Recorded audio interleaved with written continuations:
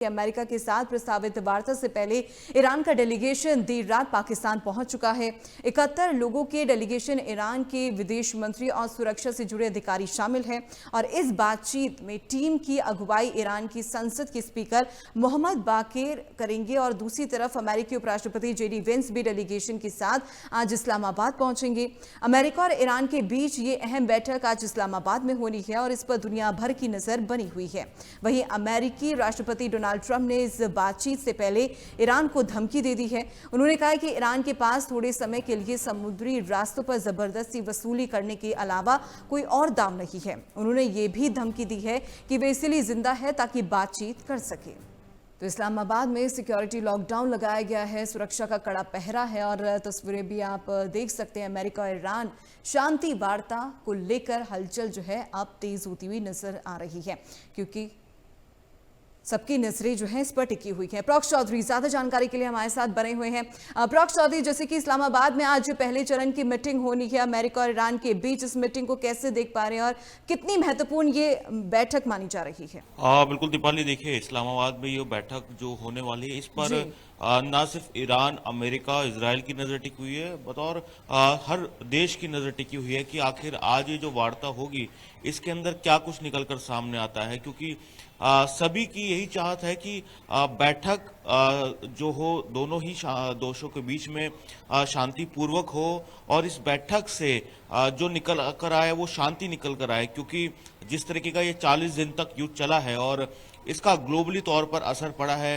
Iran का straight Hormuz पर कब्जा करके उस पर टैक्स लगाना और इसी को लेकर अमेरिका के राष्ट्रपति डोनाल्ड ट्रंप बार बार कह रहे हैं कि ईरान को किसी भी कीमत पर स्ट्रेट ऑफ हॉर्मुज को खोलना होगा और टैक्स हटाना होगा, वरना हम शांति की जो बातचीत कर रहे हैं वो नहीं करेंगे और इसका कुछ और ही निचोड़ निकल सकता है। और आज के लिए, क्योंकि आज जब ये बैठक होगी उसके लिए जेडी वेंस जो कि उपराष्ट्रपति है अमेरिका के, वो कुछ ही देर बाद इस्लामाबाद पहुंचेंगे और हालांकि ईरानी जो पूरा का पूरा डेलीगेशन है वो देर रात पहुंच चुका था इस्लामाबाद, लेकिन जेडी वेंस कुछ ही देर बाद इस्लामाबाद पहुंचेंगे और उसके बाद दोनों के साथ ही बातचीत होगी और कोशिश यही होगी दोनों देशों की तरफ से कि शांति बनाई जा सके। कुछ शर्तें हैं जो ईरान की तरफ से रखी गई है, कुछ शर्तें हैं अमेरिका की तरफ से रखी गई है। इन्हीं शर्तों पर सबकी निगाहें टिकी हुई है कि क्या दोनों के बीच में शांति वार्ता हो पाएगी। सबसे पहले क्योंकि अमेरिकन राष्ट्रपति ने क्लियर कर दिया है कि जब तक स्ट्रेट हॉर्मुज पर ईरान टैक्स नहीं हटाता है तो उसके बाद ये शांति वार्ता विफल हो जाएगी और हमें कुछ कड़े कदम उठाने पड़ेंगे। ये अमेरिकन राष्ट्रपति डोनाल्ड ट्रंप ने क्लियर कर दिया है। लेकिन वहीं अगर हम ईरान की बात करें, क्योंकि जिस तरीके से सीज फायर होने के बाद इजराइल की तरफ से अटैक्स किए गए हैं लेबनान पे और उसके बाद शांति वार्ता के लिए तैयार नहीं था ईरान, लेकिन वार्ता की पहल की गई दोबारा से। उसके बाद अब तेहरान और इजराइल के बीच में माना जा रहा है कि दोबारा से एक वार्ता होगी जिसमें सीज फायर हो सकता है, ये अंदाजा लगाया जा रहा है। लेकिन प्रॉक्स चौधरी, एक सवाल और यहाँ पर आकर ये खड़ा हो जाता है प्रॉक्स चौधरी, जिस पाकिस्तान को सबसे ज्यादा सुर्खियों में रहता है, जैसे पाकिस्तान जो सुर्खियों में रहता है आतंकवाद की वजह से, अशांति की वजह से, उस देश में उस जगह पर अशांति को लेकर, शांति को लेकर वार्ता हो रही है,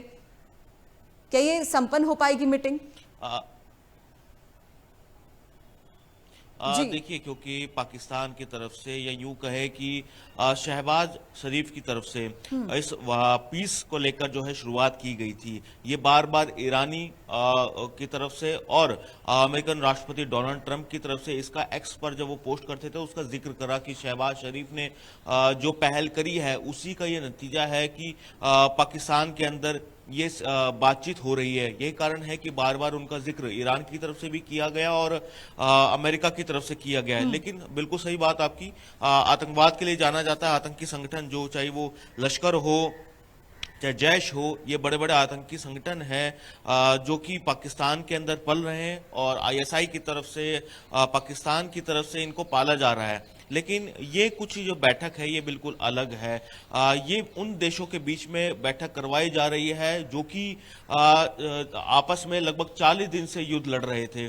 ईरान 40 दिन तक अमेरिका के सामने डटा रहा, अमेरिका की तरफ से अटैक्स किए गए, लेकिन उसके बावजूद ईरान ने उसका जवाब दिया। लेकिन जब ये स्ट्रेट ऑफ हॉर्मुज को लेकर सब कुछ सामने हुआ, क्योंकि स्ट्रेट ऑफ हॉर्मुज जहां से 22% इंपोर्ट एक्सपोर्ट होता है, कच्चा तेल आता है, नेचुरल गैसेज आती है, उस पर अगर टैक्स लगेगा तो वो उसका असर ग्लोबली देशों पर पड़ेगा और महंगाई बढ़ सकती है। लेकिन इसी को लेकर अमेरिका बार बार चेताता रहा है ईरान को। यही कारण है कि अभी भी अमेरिका ने क्लियर कर दिया है, डोनाल्ड ट्रंप ने क्लियर कर दिया है कि ईरान अगर स्ट्रेट ऑफ हॉर्मुज पर से अपना टैक्स नहीं हटाता है या उस पे से अगर जहाजों को आने से रोकता है तो फिर कुछ बड़ी सैन्य कार्रवाई करने के लिए अमेरिका मजबूर होगा। लेकिन क्योंकि आज पीस टेबल पे ये बैठक होगी, उसके बाद ही दीपाली देखना रहेगा कि आखिर इस पीस टेबल पे से पीस निकलता है या सिर्फ टेबल पे बातचीत ही होती है। जी, लेकिन एक चीज और यहाँ पर प्रॉक्स चौधरी, एक मांग यहाँ पर ईरान की तरफ से ये भी रखी गई है बातचीत शुरू होने से पहले कि लेबनान में सीज फायर लागू किया जाए। लगता है क्या ये मांग पूरी की जाएगी? क्योंकि बातचीत तभी शुरू होगी अगर ये मांग मानी जाती है ईरान की।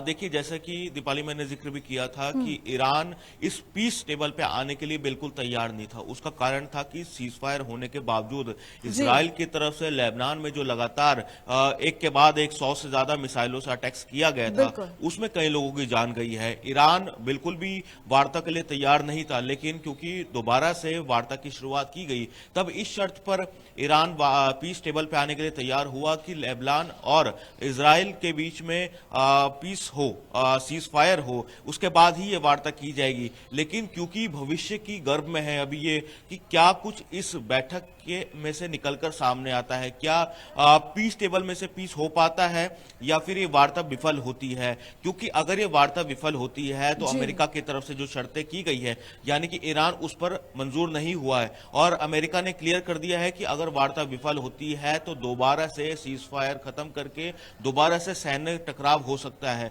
तो सभी देशों की इसलिए ये निगाहें टिकी हुई है क्योंकि इसका असर कई ऐसे देशों पर पड़ा है जहां पर अमेरिका के बेस होते थे। यही कारण है कि ईरान ने उन देशों पर अटैक किया था और उसका असर जीडीपी पर पड़ा है, बिजनेस पर पड़ा है। दुबई सबसे बड़ा एग्जांपल है। दुबई टूरिज्म के लिए जाना जाता है, लेकिन जिस तरीके से फ्लाइट्स कैंसिल हुई और उसके बाद जितने वहां से भारतीय निकलकर सामने बाहर आए हैं अपने अपने देशों में और जो अन्य देश के निवासी थे वो बाहर निकले हैं, तो टूरिज्म पर बहुत इफेक्ट पड़ा है। तो सभी की ये कोशिश है कि ये वार्ता जो है वो सफल हो जाए, पीस हो जाए इस वार्ता के माध्यम से।